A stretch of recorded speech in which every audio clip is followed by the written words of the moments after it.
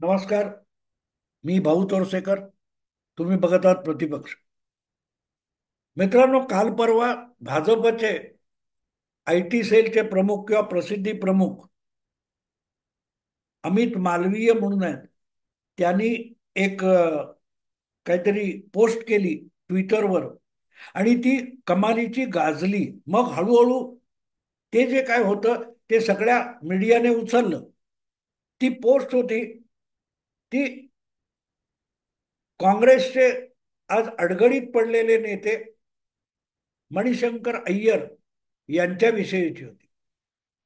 त्यांनी एका कुठच्या तरी युट्यूब चॅनेलला किंवा अशी मोठी चिलपिल नावाची एक युट्यूब चॅनेल आहे, त्याला प्रदीर्घ मुलाखत दिली आहे.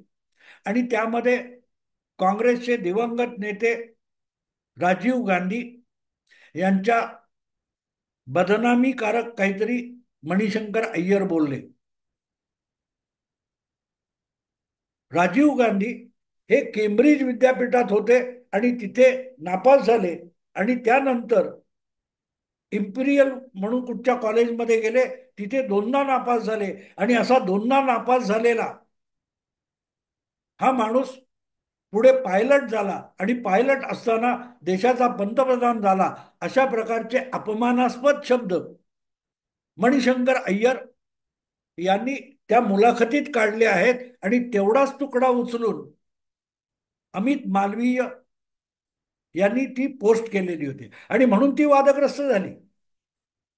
राजीव गांधींनी आपल्या देशात संगणकाचं युग आणलं. तोपर्यंत संगणकावर अनेक निर्बंध होते आपल्याकडे.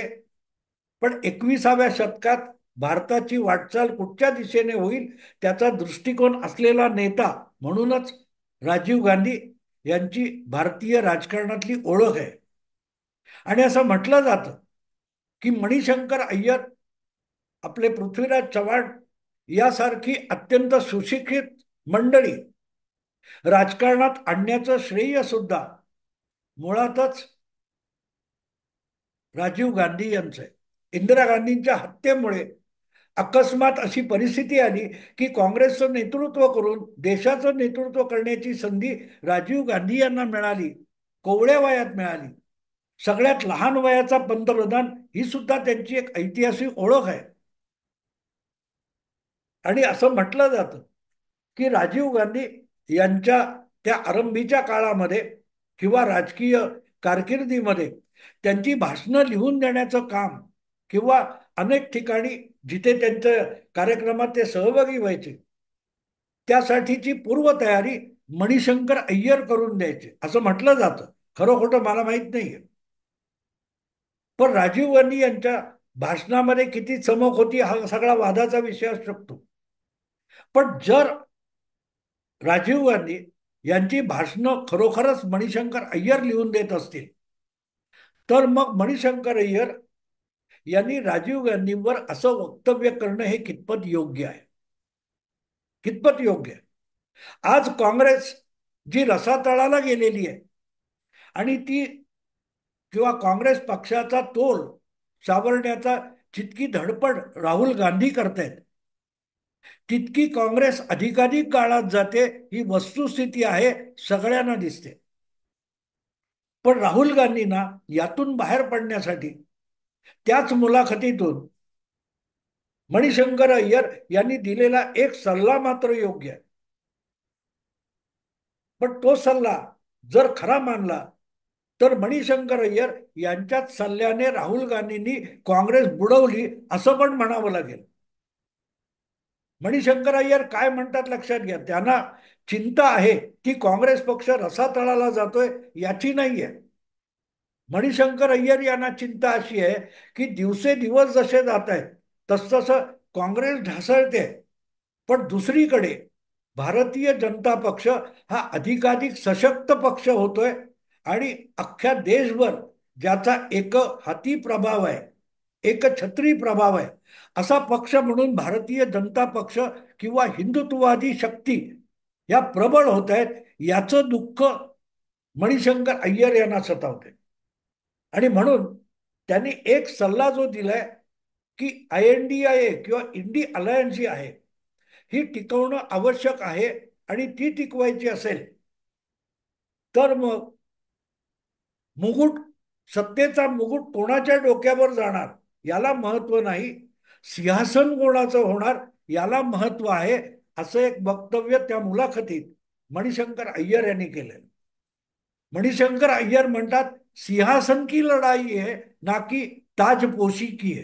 ताजपोशी याचा अर्थ जेव्हा राज्याभिषेक होतो आणि राजमुकुट तुमच्या डोक्यावर राजाच्या चढवला जातो तेव्हा एक जण राजा होतो आणि तो सिंहासनावर बसतो. पण सिंहासनावर बसण्याआधी राज्याभिषेक होतो त्याला ताजपोशी म्हणतात. आणि ते म्हणतात की सिंहासनाची लढाई आहे, आत्ता मुकुट कोणाच्या डोक्यावर येणार हे नाही, बेसिक आहे. फार खरंच सुंदर विश्लेषण आहे की सिंहासन काँग्रेस पक्षाचं होणार आणि काँग्रेस पक्षातर्फे राहुल गांधी पंतप्रधान होणार का हा विषय नाहीये. कारण काँग्रेसकडे अजून सिंहासन आलेलंच नाही किंवा त्या सिंहासनावर कोण बसणार, कोणाच्या डोक्यात त्या सिंहासनावर बसून राजमुकुट असणार अशी लढाई नाहीये. त्यामुळे राहुल गांधी पंतप्रधान होण्यासाठी धडपडत आहेत, ही अत्यंत चुकीची गोष्ट आहे असं जेव्हा मणिशंकर अय्यर म्हणतात तेव्हा ते अत्यंत योग्य विश्लेषण आहे. कारण राहुल गांधींना पंतप्रधान बनवण्यासाठी सगळ्या पक्षांची आघाडी होण्याची बिलकुल शक्यता नाही. जोपर्यंत भाजप विरोधातली आघाडी निर्विवाद बहुमताने सत्ता मिळवत नाही तोपर्यंत सत्तेचा मुकुट कोणाच्या डोक्यावर येतो हा विषयच उद्भवत नाही. त्यामुळे सिंहासन आधी आणि सिंहासन आलं की त्या सिंहासनावर बसणाऱ्याचा राज्याभिषेक ही नंतरची गोष्ट आहे असं मणिशंकर अय्यर म्हणतात आणि ते बरोबर आहे. राहुल गांधींना पंतप्रधान होण्याची म्हणजे आपली ताजपोशी करण्याची, आपला राज्याभिषेक करण्याची घाई झाली आहे. पण ती घाई करताना ज्यांना सोबत घेऊन सिंहासन मिळवलं पाहिजे त्याचं भान उरलेलं नाही असंच मणिशंकर अय्यर यांना सांगायचं. आणि ते बरोबर आहे. आणि म्हणून ते म्हणतात की आत्ता पहिल्यांदा सिंहासन मिळवायचं म्हणजे जी काय काँग्रेस प्रणित आघाडी INDI आहे तिचा विजय आणि तिला बहुमत मिळवणं अगत्याचं आहे. त्याचा नेता राहुल गांधी आहे की नाही ही गोष्ट दुय्यम आहे. पंतप्रधानाचा उमेदवार किंवा चेहरा ही दुय्यम गोष्ट आहे. आधी सिंहासनासाठी बहुमत, आणि ते बहुमत मिळवायचं तर मोदी किंवा भाजप यांचा निवडणुकीतला पराभव अगत्याचा आहे. हे विश्लेषण 100% बरोबर आहे. पण या विश्लेषणाच्या आधारे आपण बघतो तर यात मणिशंकर अय्यर यांनी नवीन काहीही सांगितलेलं नाही. मणिशंकर अय्यर आज राहुल गांधींना सांगतायत किंवा काँग्रेसला सांगतायत की जी INDI नावाची बिगर भाजप किंवा भाजप विरोधी अँटी भाजप आघाडी बनवलेली आहे ती अधिक मजबूत झाली पाहिजे आणि त्यांनी एकत्रितपणे लढून भाजपला निवडणुकीत हरवून आघाडीचं बहुमत प्रस्थापित केलं पाहिजे असं सांगणं आहे. पण ही आघाडी फक्त भाजप विरोधातल्या पक्षांची असेल का, आणि ती आघाडी बनवताना देशाचं काय भवितव्य म्हणून बघायचं की नाही हा सुद्धा प्रश्न महत्वाचा असतो आणि त्याची पर्वा मणिशंकर अय्यरना नाहीये. म्हणून मणिशंकर अय्यर ममता दिदी असेल किंवा अखिलेश असेल, उद्धव ठाकरे किंवा स्टालिन वगैरे यांच्या आघाडीला तयार नाहीये.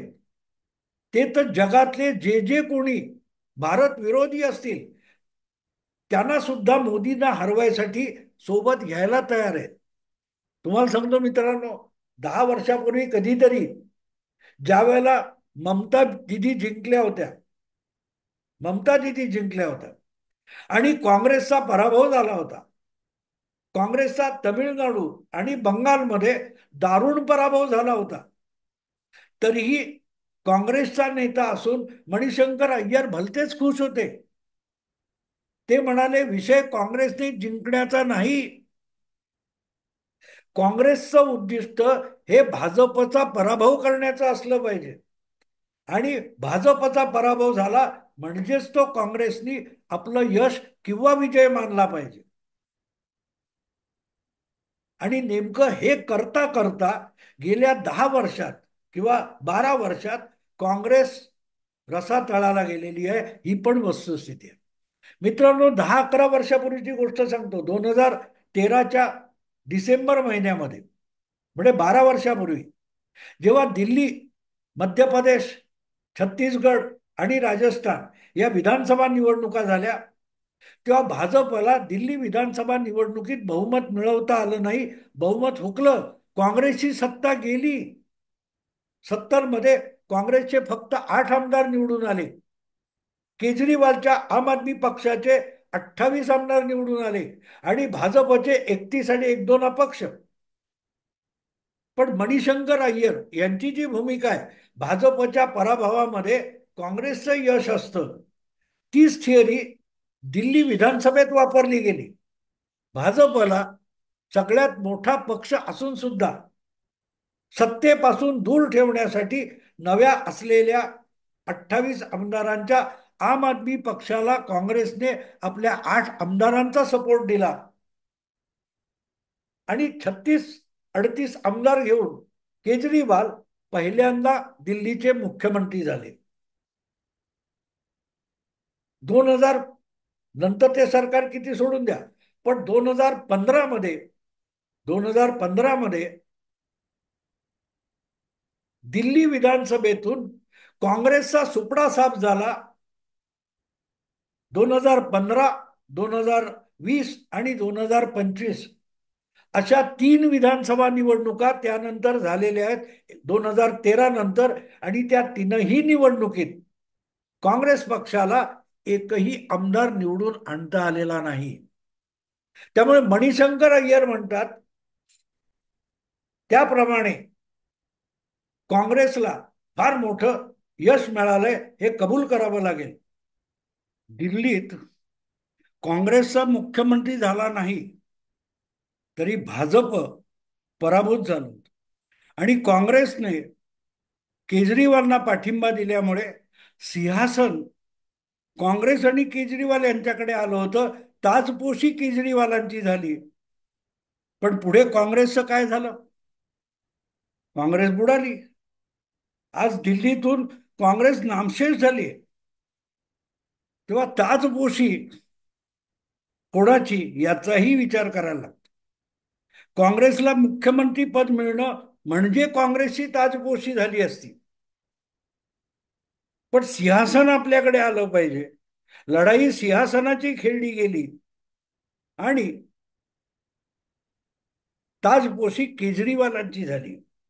आणि त्याच केजरीवालनी नंतर काँग्रेसला संपूर्ण पोखरून दिल्लीतून संपवलं. ही गोष्ट फक्त केजरीवाल पुरती नाहीये. उत्तर प्रदेशमध्ये समाजवादी पक्ष किंवा बहुजन समाज पक्ष यांना भाजप विरुद्ध पाठिंबा देता देता त्या देशातल्या सगळ्यात मोठ्या राज्यात काँग्रेस नामशेष झाली. भाजपला सत्तेपासून दूर ठेवणं आणि भाजप विरोधकाच्या हाती सिंहासन येणं, बहुमत येणं, यात काँग्रेसने विजय मानला. पण झालं काय? काँग्रेस संपली. काँग्रेस विरोधामध्ये मुलायम सिंग हे 89 साली उत्तर प्रदेशचे मुख्यमंत्री झाले. आज त्याच काँग्रेसला एक छोटा घटक म्हणून मुलायमच्या समाजवादी पक्षाचा मित्र पक्ष म्हणून जगावं लागतं. तीच गोष्ट बिहारमध्ये लालूंची आहे. लालूंचा पाठिंबा भाजपने काढून घेतला. त्या लालूंना सत्तेत टिकवण्यासाठी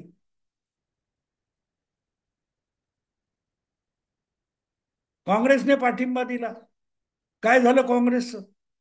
आज लालूंच्या मेहरबानीवर बिहार काँग्रेसला जगावं लागतं. तेव्हा जी मणिशंकर अय्यर यांची थिअरी आहे, लढाई सिंहासन की है ना की ताजपोशी की है, याच प्रकारे गेल्या 10-12 वर्षात राहुल गांधी वागले आणि ताजपोशी तर दूरची गोष्ट, सिंहासन पण आपल्या वाट्याला येताना दिसत नाही. काल परवा महाराष्ट्र विधानसभा, त्याच्या आधी हरियाणा विधानसभा आपण बघितली, लोकसभाही बघितली. काँग्रेस सावरायची असेल तर काँग्रेस पक्ष म्हणून उभा राहिला. भाजपला हरवणं हा कुठल्याही पक्षाचा, जोपर्यंत काँग्रेस पक्ष हा या देशात सगळ्यात मोठा होता तेव्हा काँग्रेस पक्ष दुसऱ्या कोणाला हरवत नव्हता, स्वतःला जिंकवत होता. पंडित नेहरूंचा पक्ष असो काँग्रेस, इंदिराजींचा काँग्रेस पक्ष असो, राजीव गांधींचा काँग्रेस पक्ष असो, ते आपले ताजपोशी आणि आपल्या हाती सिंहासन यासाठीच लढत होते, संघर्ष करत होते आणि जिंकत होते. सत्ता त्यांची होती. भाजपला हरवण्यासाठी पंतप्रधान व्हायचंय अशी ना राजीव गांधींची कल्पना होती ना इंदिराजींची होती. ही जी थिअरी मणिशंकर अय्यर सांगतात, ती थिअरी ही आत्मनाशाची आहे. मला आठवतं मोदी पंतप्रधान झाल्यानंतर, त्याच्या आधी त्यांनी काय अपशब्द वापरले सोडून द्या, पण मोदी पंतप्रधान झाल्यानंतर पाकिस्तानच्या दौऱ्यावर गेलेले मणिशंकर अय्यर यांनी जनरल मुशर्रफ यांच्याबरोबर एक पत्रकार परिषद घेतली पाकिस्तानात, कराची किंवा लाहोर, आणि तिथे जाहीरपणे सांगितलं होतं की भारत पाकिस्तानची मैत्री होऊ शकते, त्यासाठी मोदींना सत्तेतून हटवायला पाकिस्तानने आम्हाला मदत, काँग्रेसला मदत करावी. तेव्हा मणिशंकर अय्यर सिंहासनाची लढाई म्हणतात. ती मोहम्मद घोरी किंवा शहाबुद्दीन घोरीला जयचंद राठोडने आमंत्रित करावं पृथ्वीराज चव्हाणला हरवण्यासाठी, त्यापेक्षा वेगळी गोष्ट नाही. थिअरी नवी नाही आहे, शेकडो वर्ष जुनी आहे.